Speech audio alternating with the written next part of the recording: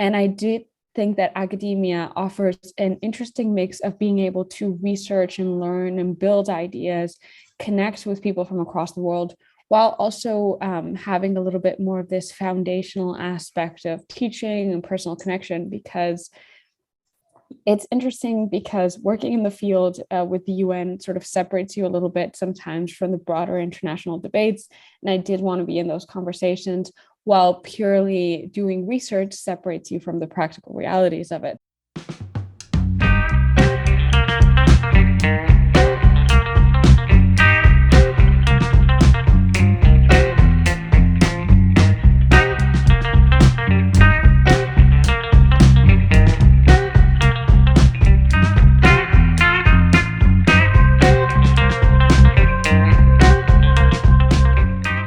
Okay, so hello everyone. Welcome to Politically Basu again. Today's guest is someone who is academically like way too superior for me. She is a Spanish researcher working ideally in the intersection of areas like international security, peace, and gender studies. Her research interests have been very intriguing for me, to be honest, because they are very similar to mine as well. She has masters in women, peace, and security from the infamous London School of Economics. She is active in various research groups, including my own little initiative, SPG. Currently, she has started her doctoral journey from the American University School of International Service, Washington, D.C. So, firstly, welcome Esther and thank you for accepting this invitation and giving us your valuable time, because I understand the kind of schedule that you have. So, thank you for taking out time. Thank you for giving me the chance to speak to you on this. It's extremely lovely, and it's true that sort of the academic process sometimes isn't talked about as much, especially among those that are just starting out. So it's just lovely to have this space. Thank you so much for inviting me. Oh, thank you so much. So let's just hit the hay. Let's start with the first question that everybody has. What is your vision about getting into academics? Like, what was your thought when you thought that this is the career path for you? Like, when did you realize that? So for me, academia wasn't originally what I was expecting to do or to focalize in. Actually, my undergrad was a double degree of business and international relations, and I was much more, I would say, program management, UN oriented. Basically, I was looking at these kinds of positions that you might have within humanitarian missions and these kinds of spaces as well. However, there is a balance that I found when connecting with people on the field, when understanding what their lives were like, what their professional development was like. And I did think that academia offers an interesting mix of being able to research and learn and build ideas, connect with people from across the world, while also having a little bit more of this foundational aspect of teaching and personal connection. Because it's interesting because working in the field with the UN sort of separates you a little bit sometimes from the broader international debates. And I did want to be in those conversations, while purely doing research separates you from the practical realities of it. But academia now has open spaces for consulting, for project evaluation, and that allows you to have a little bit of the best of both worlds, being able to liaise with policymakers while at the same time understand the realities of the ground, and hopefully include both those perspectives in helping guide and influence new developments of policy. So that kind of nexus position, I think, is something that if you build it correctly, academia can give you, and that's something very, very valuable in my view. So it kind of shifted my perspective a little bit. And, partially my engagements in different international universities sort of taught me how interested I was in such a diversity of issues. And there is a benefit in academia where, first of all, you have somewhat of a freedom of exploration that isn't always present in the professional field. So if I'm doing program management in the UN, in a UN peacekeeping mission, my concerns or my work is mostly going to be operational.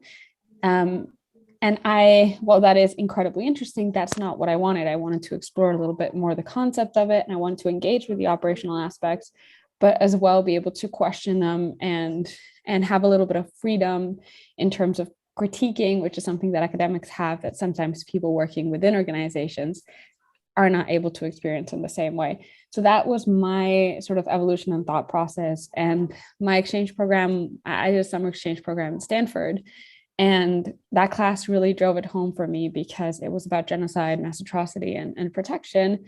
And it exemplified that nexus of, hey, as an academic, you can influence policymakers, you can both recognize the benefits and the problems of the UN, and you can actually do field work. So for me, it was like, this is great. This is exactly the converging point between these different interests of mine. So I think for a lot of people, that is an attractor to academia. At the same time, academia is very demanding in many, many ways. And that's also something to take into account. But I think a lot of the time, content wise, it is wonderful. And then it is work-life balance wise that we need to be a little bit careful. What do you think? Yeah, like I can just only speak from my experience in like in India, because when I see like the first breed of academics, like what we call the golden era here, there were a lot of like the top 1% of the people in academia who used to enjoy this kind of linkages between like academics and industry.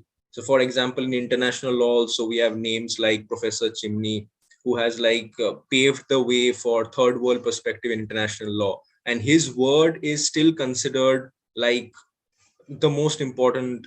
Like his words is like just like written in stone for any industry man as well. So but what I feel is that like in like our like 21st century academics, what we feel is that like I think we were also talking about it like a lot of months back, that this thirst of getting into MBA programs are also something that we have in mind, because right now we have so many PhDs that are getting out from India. I don't know about other countries. You can say that because you have seen different countries also and their academic culture. So what I usually feel is that because there is excess flow of academic researchers, and they cannot really get into university positions also in India. Also, there is a lot of population, seals the deal. But I feel that that's why the quality also drops to a certain extent, where that 1% is getting way less day by day, who can actually call the shots. Yeah. So like my question will be that you have seen different countries also, like you have done exchange programs and you have done field research also. So how does like the academic culture changes? Like for example, if you compare United States and Spain, for example, how is it different? Well, this is interesting because there's some patterns that are maintained, as you're saying, this excess flow of PhD graduates that cannot find a home or a position in many universities. We've seen across the board, postdoc positions have been popping up almost to substitute what would be an actual sort of tenured positions and works in those careers. But postdoc positions, they're not very well paid, they're short term, they don't have job security. There's a lot of like adjunct professor things that happen, which also are not very well paid and do not have a lot of job security. So there seems to be a transition for many PhDs looking at what the transferable skills are to take that into consulting, analysis, strategic planning. There's been this huge, within the field of political science, this huge rise of political risk consultancy firms. So there's a space for them. At the same time, obviously, it's not the space that most people envision when they go into PhD. I would say that in Europe, there's a little bit more of a consistent flow of going from a PhD to an academic position, even though the job market is extremely competitive. While in the US, I would say that there's more of a transition towards industry. This varies obviously field by field, but I think it also has to do a little bit with job security or requirements present in different regions. I know Korea is also facing a little bit of the same challenges in terms of those who graduate. They're sometimes trying to relocate internationally. That's not always very easy. But but yeah, there is definitely a flow out of academia that is a shame, right? Because it also has to do with the quality of life one expects when working in academia. There's many long hours. It's beyond teaching, beyond research. There's this continuous pressure to continue, producing viable, interesting research with very little funding and often at a speed that's not sustainable. So actually, this is a fun story. I had to write a paper for a top journal, and I was doing the methodology with a few professors from the university I work at. And we were looking at how to measure the impact or the relevance of papers in academia in order to sort of filter out by the top ones. There is like 20 metrics according to author output, how often you publish, how much you publish, how much those publications vary in citation rates. It's horrifying. And it responds to this kind of incredible competitiveness that has befalling academia as well. But I do think that it references a little bit what I was saying before. For me, academia, yes, it's very competitive and securing a job is very hard. You need to be able to be flexible, move a lot of places. It sort of goes hand in hand with the mobile workforce we've seen, and that is becoming a growing pattern internationally. But the whole thing is, if you can focus on your own research and idea development rather than these external and departmental pressures of publishing, which is not easy, but I do feel like that kind of productivity almost taints the work a little bit, and it pushes people out of academia because it sort of takes away from the interest and the meaningfulness of research. There's also huge issues with grant money. This is something that, of course, still responds to wealth gaps in academia, and has interestingly happened in the UK versus Europe, where UK universities that are now non-eligible for EU grant money have lost a ton of positions and sort of research projects in comparison. And obviously, this wealth gap is much more pronounced between different regions of the world in a way that is very unfair, and the flow of money is never according to talent and according to the wealth of ideas. So that's something that academia needs to severely sort of address. But these kinds of, to go back a little bit to your question, sorry if I'm spanning different issues, the difference is a little bit in culture. I would say that US has a much more production oriented culture in academic literature, while Europe is a little bit softer or more accommodating in the timeframes of that.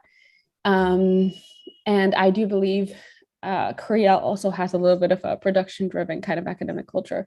This is something that I don't know how you've lived it as well, but I think it's a big problem in the way that academia is developing, and it's one of the push factors that's leading people to leave.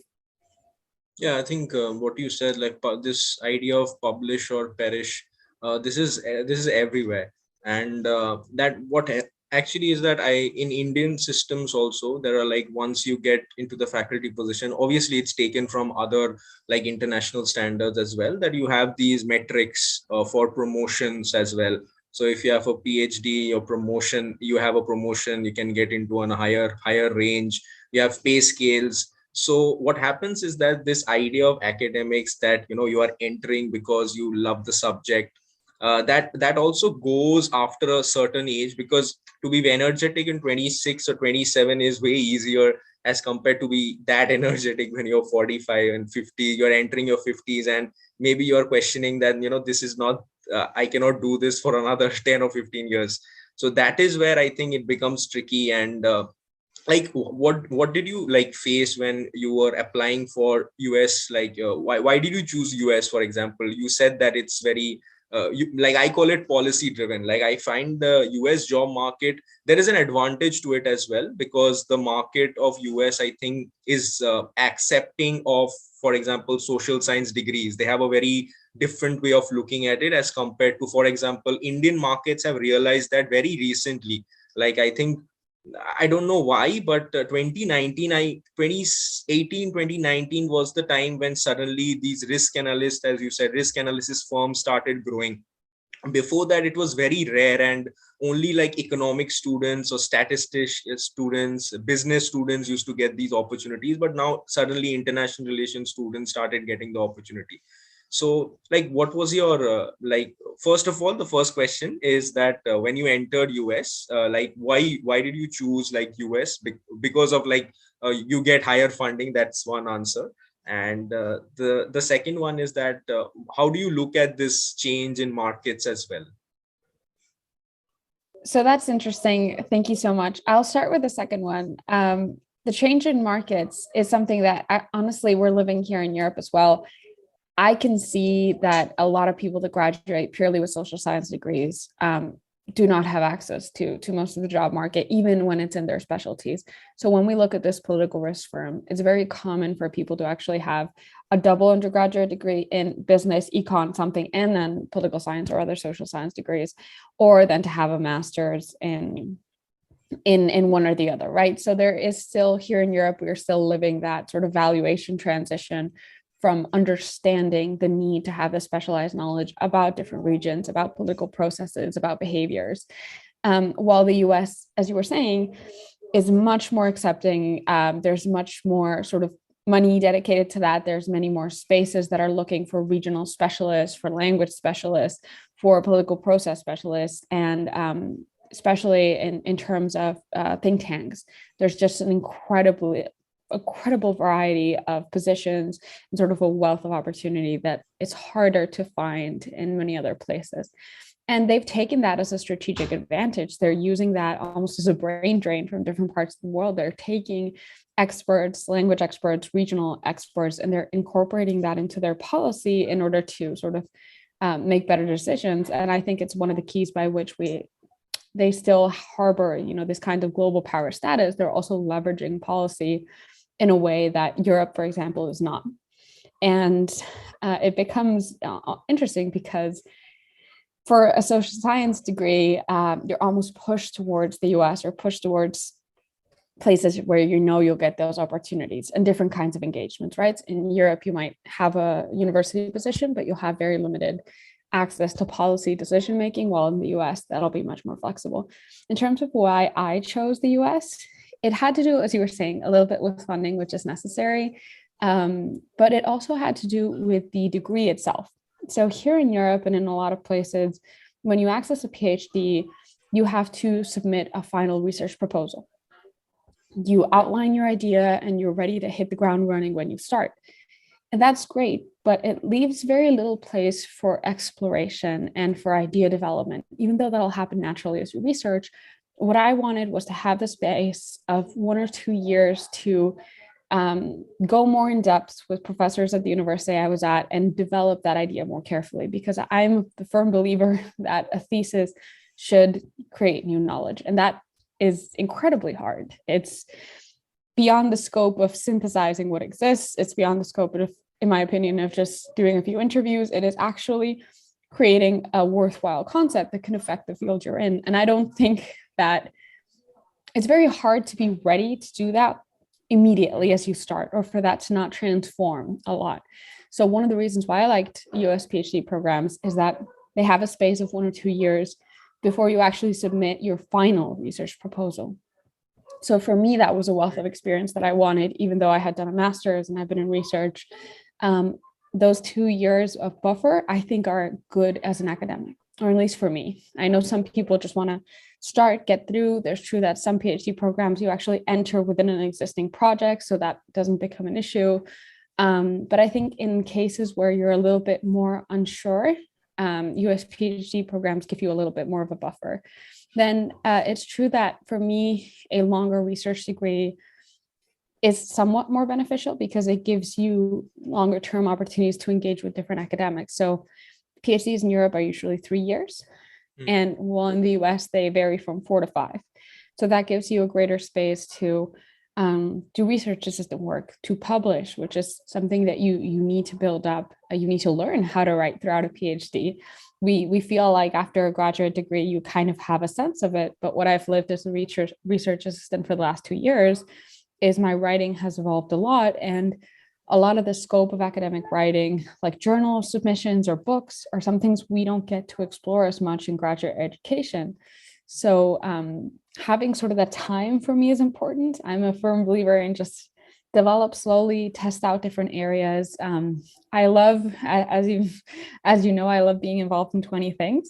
So having more time when you go into a new region, new place to connect with stakeholders, for me is something very valuable. But yeah, so that time, that variety of opportunities, the US also has, US universities tend to have a lot of international connections, more, I would say, comparatively than even most universities across Europe or other places, because they place such a value and such a money investment in those kinds of connections, that for me, that appears as an opportunity. I know that, for example, I get conference funding.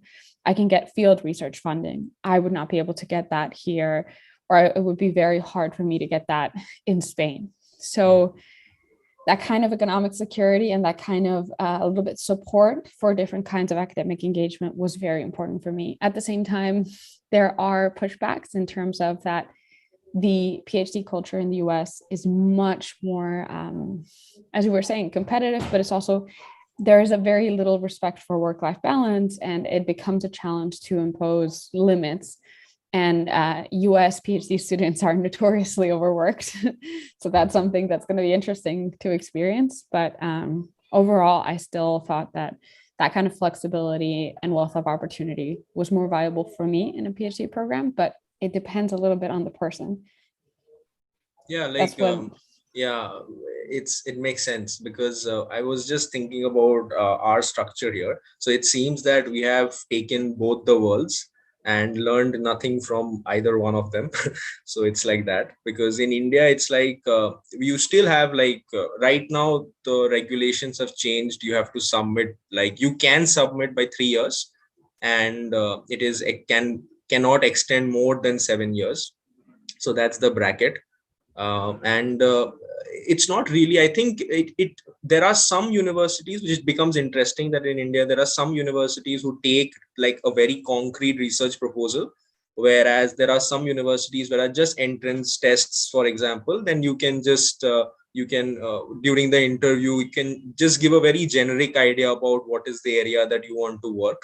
But because I have also applied in like especially in UK based universities, so I know that they need a absolute structure that like 70% of a research should be over before applying for your PhD. So that's the expectation. And also I find especially like Scandinavian countries to be very interesting for these research projects, because uh, they, first of all, they treat it as a job, which is very interesting for me, that they have literal salaries, that they don't even call it stipend. So there is something that is the cultural aspect of it, that everywhere you are a PhD student, but there you are a PhD staff. So that is something which is very interesting for me. So yeah, now just tell me about your process. Like what was how do you how did you narrow down your like research interest? Like, because the context of this question is that because I find a lot of my contemporaries, also my juniors, also my seniors, who are applying for research PhD positions, but what they feel is that they see for something like a YouTube video or a lecture or read a paper, and they become conflicted that maybe that is also an area that I can try. So they just keep jumping from one research area to other, thinking that it might help, but at the end of the day it confuses them.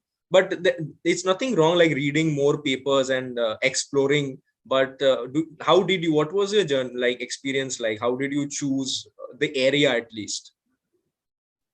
So for me, this is especially interesting because I take a little bit, rather than a sort of broad to specific approach to research, I take a connectivity approach to research. So I'm a big believer in the impact of systems thinking. So I actually looked to engage in every facet of security that I could find, from migration to gender to traditional like warfare, and see what they could teach me about insecurity and tried to bridge that in my proposal.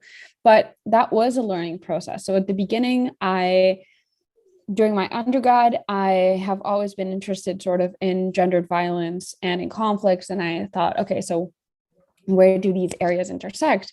If these are my prime research areas, okay, what can be a manifestation of that? So I looked at human trafficking, I looked at mass sexual violence, I looked at patterns of gendered violence in war and even like women's political participation as in peace building. So I tried out different facets of that intersection because, first of all, it's never, in my opinion, it's never a waste of time. Each thing is obviously connected throughout this process, so it teaches you something that can enrich whatever final research proposal you get. But it also allows you to test out your interest, your like continued interest in this area, what avenues have been explored or not, if these intersections can influence each other. So for example, for me, peace building and peacekeeping and sexual violence became areas of interest within a much more specific subfield that is sexual abuse by peacekeepers. So by looking very broadly, okay, so these are my areas of interest. Sometimes when I have undergrads or grad students tell me, well, I like war and peace, I say, okay, what subsection? Do you like broad grand strategy discussions? Do you like when UN states talk to each other? Do you like considering like what is just war or what is not war? Let's try and write a little bit about these topics, or let's try and find spaces where you can engage with them. Because one of the things that I think is fundamental in developing a research proposal is finding small engagements, pieces, op-eds where you can start writing about it. And that'll help you develop your ideas more concretely. So for example, for me, it took me a year to land on my final idea, and it enriched and changed according to the different research positions that I had. Many of them were part-time, voluntary. So for me, the two keys for narrowing your research proposal are intersection between your interest areas and exploration. Actually test out, write, and read about these issues and continue publishing, because not only is that beneficial for you when applying, it actually is a much more concrete way to measure your interest than just sort of continuing to read and sort of saying, oh, this sounds interesting. But when you're developing those ideas, what stands out? What maintains your interest? Can you cross-learn from these different areas? So my first proposal had to do with basically sexual violence in war and the way that it structurally led to the reemergence of cycles of violence. So I was looking at, okay, we are treating sexual violence as almost like a secondary harm of war, but let's see if we can demonstrate with data and with case studies that mass sexual violence actually leads to the breakdown of peace processes or the breakdown of transition periods, differentially to those cases where it has not been as prominent. So that seemed like an interesting idea. And there has been work done on that, but there's always further space for exploration. And there's still very little sort of like quantitative or relational data on that. But throughout the next year, I had the chance to work a lot on migration issues. I had the chance to work a lot in human insecurity issues and in governance issues. And at the beginning, I didn't think those were fundamentally connected, but each of those changes the perspective. So I started taking, rather than simply focusing on gendered violence as a singular reality, I looked at human security and the way that that intersected. Then I looked at migration and the way that that derived from patterns of warfare. And I was ultimately applying principles of governance, which is, okay, so we're looking at only states, but what is civil society doing? What are businesses doing? As almost a part of my exploration. So the research question went from, okay, so does sexual violence in a massive scale affect our patterns of war and peace, and in which ways, to what policy mechanisms can we use engaging different actors to make sure that we are changing the protection approaches we have to like sexual violence or gendered violence. So it became almost from like a diagnosis stage to a solution exploration phase. And I think that happens with testing out and with writing. A lot of the junior researchers that I see focus on reading every paper under the sun to try and figure out what's been done. But you need to test out your ideas, put them out there, and continue writing in order to develop. So every time that I actually work on a longer book chapter, the first thing I do is write an op-ed on the similar idea that I want to develop, because your thought process changes as you write. So in that way, I sort of compare research to math. The only way you can really learn what you need to do is by solving the problem on paper. So write down that idea, explore it, build it up, find the holes, and then you can sort of bring in issues of what you've been reading, but you need to test out. I would say that prepping for designing the question that you're going to dedicate 3, 4, 5 or more years of your life to needs to be very much sort of like an empirical process. Write op-eds, write papers, write book chapters, and that'll help you get to a place where first you're more confident that you're willing to dedicate 3 to 4 to 5 years of your life to that question, that there's a space there that isn't answered, and that you've developed the idea to a level that it's sufficiently specific. And of course, when applying to PhD programs, when you have a concept, the question then becomes fit and how you're going to pitch it. But overall, I'd say that I wouldn't apply to a PhD program unless you've written at least like 4 op-eds related to the question that you want to study, ideally papers and everything else. But unless you put that to the test and you've developed that on paper, then I wouldn't commit to it for 5 years. But yeah, and it's something that there's different ways to do. You can speak in podcasts, you can speak to other academics, you can try out student conferences, but you need to have a little bit of that round of feedback on a question. And that's actually one of the ways where you can discover if it's something new or not. And I'm, over the next few months, I'll be putting out a book chapter, and it is in the field of genocide studies. And I was not aware if the idea I was proposing was new in its application to that field or not until I put out op-eds and saw that they, spoke to people that read them. I went to academic circles and proposed it. And that became a space where, no, we haven't heard this before, or this is interesting and this is new. Here's some literature we think you should apply to it. So don't be afraid to test out your ideas in writing and with other people to get feedback. That'll only make it stronger. And it'll also make you more confident that there's a little space of knowledge there that you might be able to contribute something to.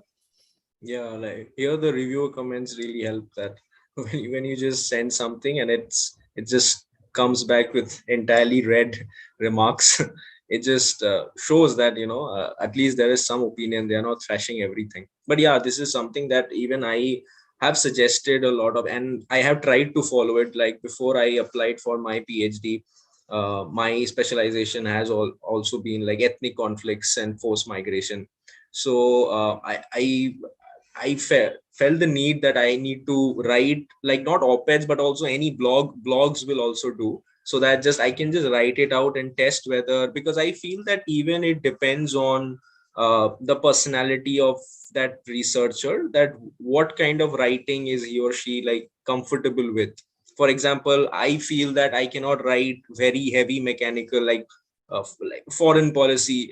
Though I write sometimes, I won't say I don't, I write sometimes, but I feel that I'm forcing myself to write it because obviously something is happening. For example, Russia, Ukraine, something is happening and I'm not really directly connected with that area, but obviously it's ethnic conflict also to certain extent, the eastern side. So but I feel that it also depends on the kind of personality that that person has. So here is, unlike, I think, some of the concluding questions now, that what kind of like tips do you have for students who are interested in research, but as of now they are very confused, and what kind of jobs also do you recommend that they do before taking the decision of getting into a PhD program? Maybe they believe that PhD is not the thing for me, so even some kind of guidance in that aspect, that where should they try out their research skills by not really entering the program.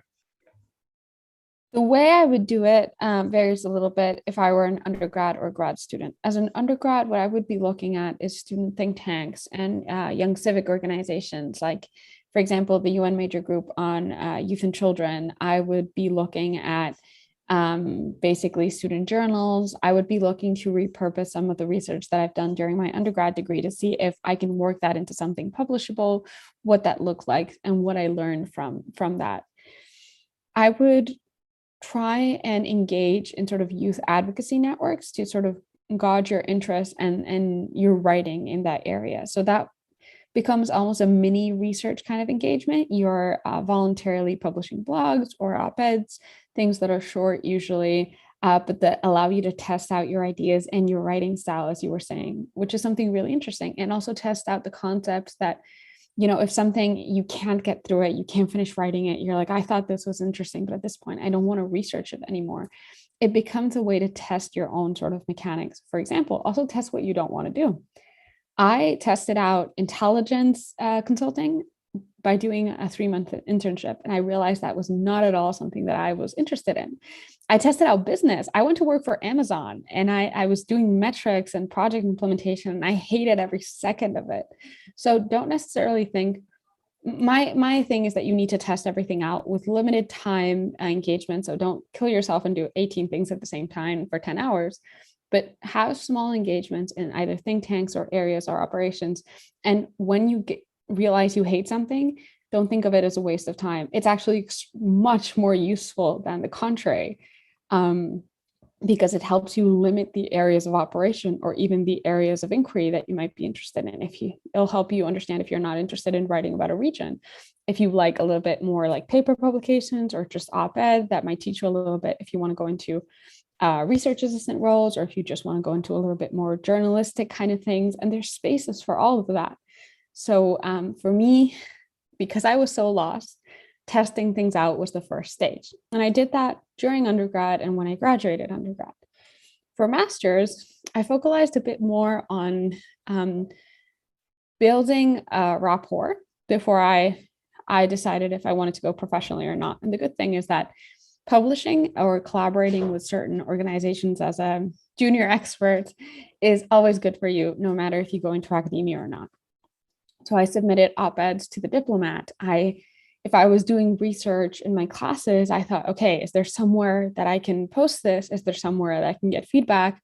I took classes in vastly different sort of areas of security, because that helped me understand what I was most interested in or what I'd like to continue. And I continued that testing out now in a much more concentrated manner, because I had figured out during my original sort of process that I did really like writing. And now it became more of, what areas do I like writing in? On what kind of writing do I like doing? Some people really love policy briefs.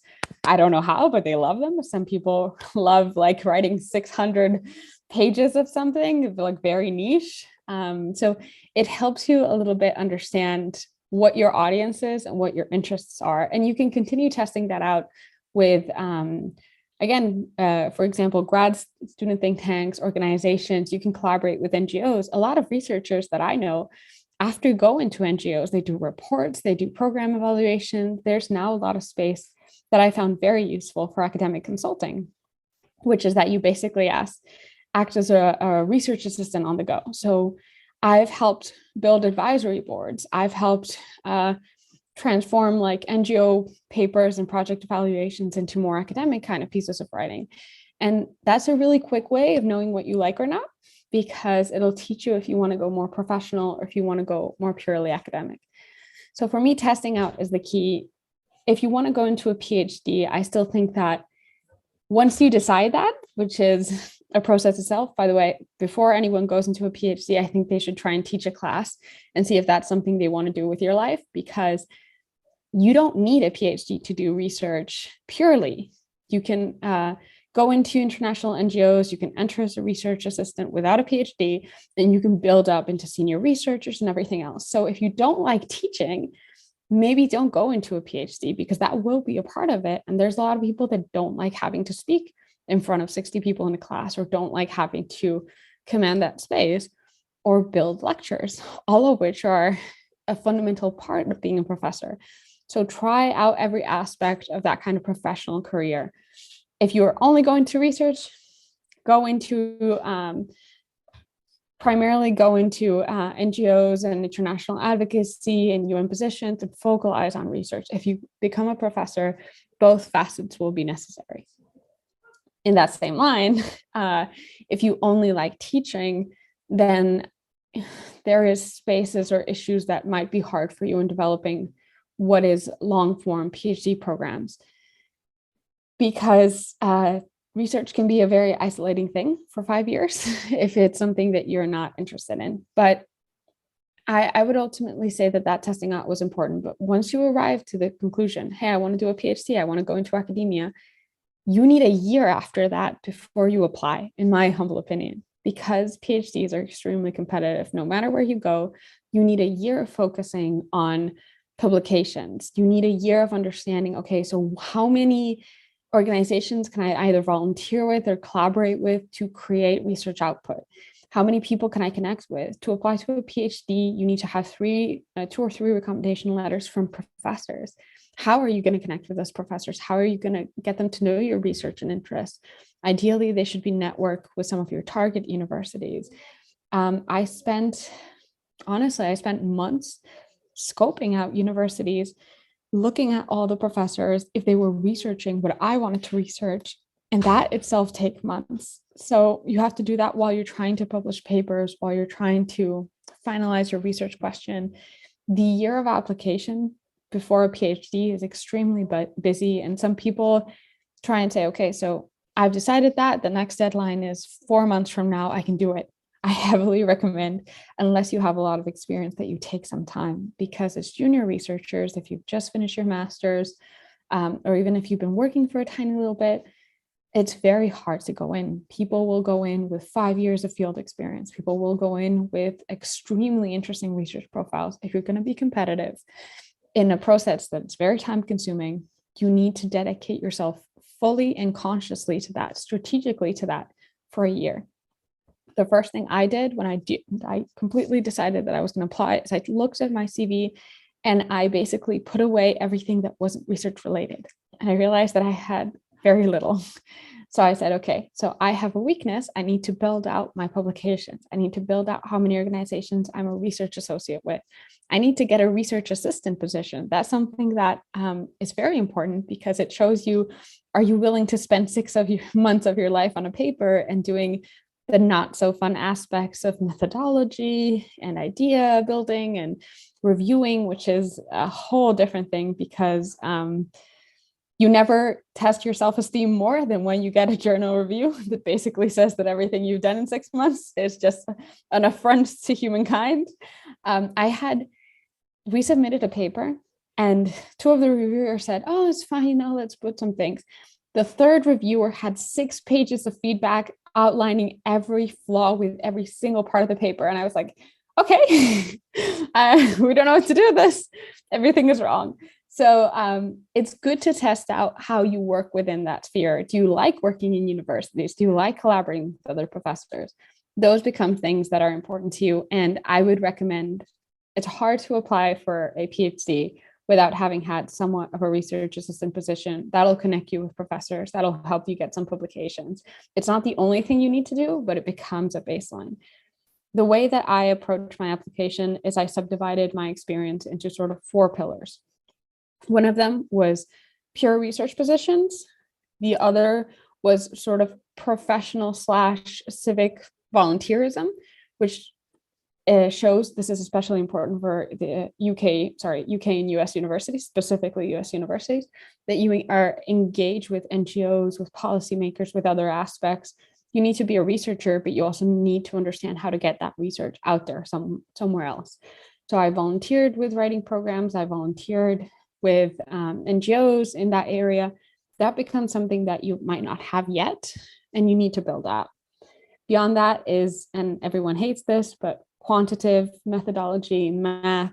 What kind of training do you have in econ? Even if you're in social sciences, there's no escaping having some kind of statistics training. And for US PhD programs, it is fundamental. And lastly, I was looking at publications, purely what's the output you have, because they need to see that you can write, how you develop your ideas. And that just can't be something that you give them in one sample. They need to see that you're already working as an academic. Of course, beyond that is getting the GRE for the US, which is a pain, and different facets of the application. But what I did the first thing before applying is looking at what I had, taking away all the experiences that I had used to test out my interest, and realizing that I wasn't as prepared as I thought to apply, and that I needed a year to build that out, or maybe even more. And that was extremely useful for me. For tips and how to get into US PhD programs, start early, scope out, because fit is the most important thing. US PhD programs take about 4 to 8 people, I would say, per cohort.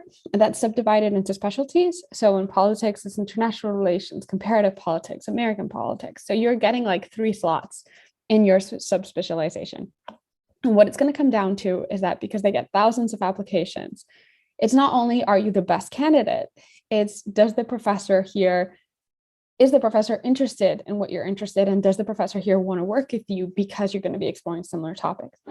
Fit is a horrifying to measure, and it's potentially almost the most important element. For example, I am going to American, but I was waitlisted from Harvard. And I'm sure that at Harvard, people with better qualifications than me applied. But my fit, my research fit, was very, very, very good. And I'm sure that got me into the short list. So it's basically, that's why I say it takes a year. You need to go through each university, find at very least 3 professors that are doing very similar things to what you're proposing, connect them to your research proposal, understand, like, are you having to stretch that connection or is it obvious? Are you working on similar things? And read their stuff to see how interested you are in that. That's the first stage. And then you build out, I would say you scope out 30 universities and you end up with 10 because it's very hard to find those fits. So start early, scope out, build up different parts of your CV, connect with professors ideally beforehand to understand a bit more of what they're doing. Sometimes professors might go on sabbatical. No one's going to tell you that. Sometimes professors are moving on or they're changing what they're researching. US university pages and most university pages are not updated. So they might just be doing completely different things. And if you don't know that and apply, you've essentially wasted your application money because it's not effective. I would also, one of the tips that I had is that I joined as many professional associations in the area of work that I was in as possible. And I saw which professors that I was interested in were in those associations. So that's actually one of the things that helped me get into the program I am in now, because I was very interested in genocide studies. I joined a genocide studies association that had, senior and junior scholars. You usually have to pay like $20, $30 a year, and you're in there and you get notifications. And they have either forums and newsletters. And I made a post saying, hello, I'm a junior scholar. I'm really interested in this. Does anyone have a space for a volunteer research assistant? Would anyone have any opportunities that they might think are relevant for a junior scholar? Put yourself out there. And that's how I connected to a professor I will now be their official research assistant during my PhD program. Put yourself out there. Don't be afraid to connect with professors and ask questions and ask them if they know something that you could do to advance in the area of knowledge you have. I would say that it's also important to attempt to engage with volunteer research fellowships. One of the most useful things for me has been, there's this association called the Global Research Network. And what they do is they essentially grew as a youth mentorship kind of organization for young academics. So they have think tank programs like Migration and War or Animals and Biodiversity. They even have an arbitration one, and they welcome people to apply. Again, it's like a yearly membership fee, and then you apply to the think tank. It becomes a group of academics that are looking for calls to publish, and you can learn and work with people that are more senior than you. So I learned how to submit UN inputs in this group because people that are 10, 20 years older than me said, hey, I know how to do this. I don't want to dedicate 10 hours to it because it's not worth my time. Is someone willing to work with me on this? And I was just, yes, every opportunity I had to publish. They teach you, they help you. That becomes extremely interesting. And with them now, we submitted to a Routledge handbook and we submitted to a call for chapters. So if you're willing to put out the hours, sometimes more than the more senior authors, as is necessary, there's ways to get publications, there's ways to learn. And I think that's extremely valuable. So being proactive in academia, I'd say, is extremely, extremely important. And as a junior author, what you can offer is the time saying, okay, guide me through this, correct what I'm writing, but I'm going to put 10 hours into this if we can go at it together. If you can help me better my writing, if we can actually get this into a publication, I will put in triple the time. It's worth it. And it's really, really beneficial. And it's a way almost to informally learn how to write, as we were talking about right before the PhD.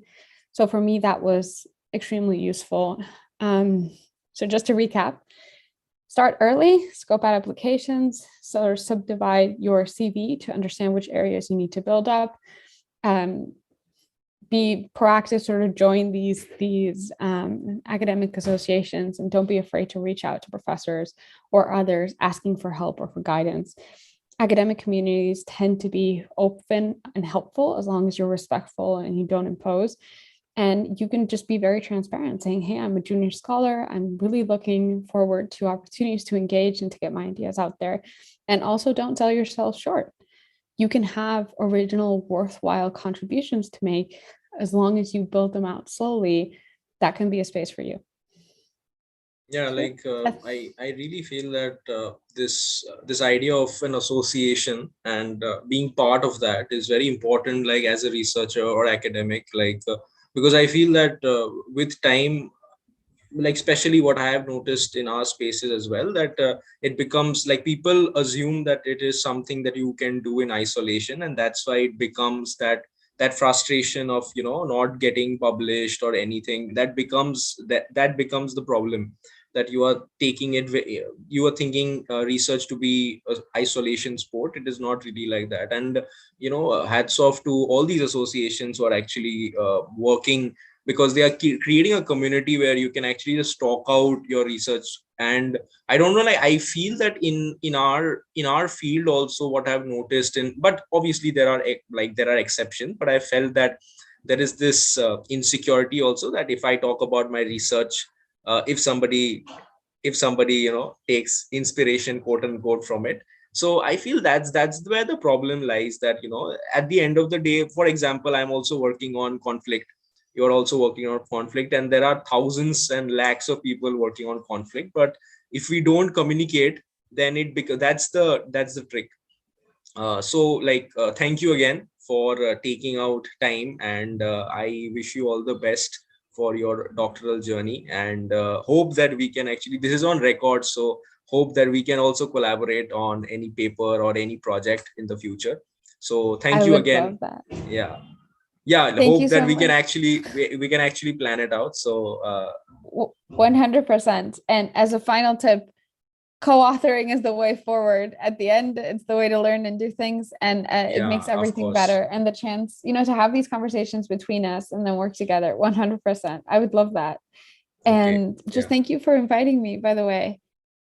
And one more thing, if anyone under the age of 30 is watching this video and you're a junior scholar and you don't know where to find these communities, Global Research Network, International Association of Political Science Students, European Student Think Tank, and look at undergrad and grad think tanks in your universities, get into a working group and start writing. It is the absolute best thing you can do going forward. And strategic policy group, I almost forgot. Thank you for that advertisement also. I appreciate it. What we can do is that you can send me the links of these associations, and I can just share it in the description box. So thank you again, and hope that we can connect again. I think I am really interested in doing a video on how to tackle reviewer comments. So, and Oh, how to digest reviewer with comments, because I am a facing that lot of also. chocolate. Yeah, I hopefully I'll gonna order some right now, but I don't know. Even you were just saying that 6 pages. I was like, yeah, that's way too less for me. But yeah, I have to digest that. So let's see. So let's connect again, and thank you again for giving your valuable time. Thank you so much. Have a wonderful day.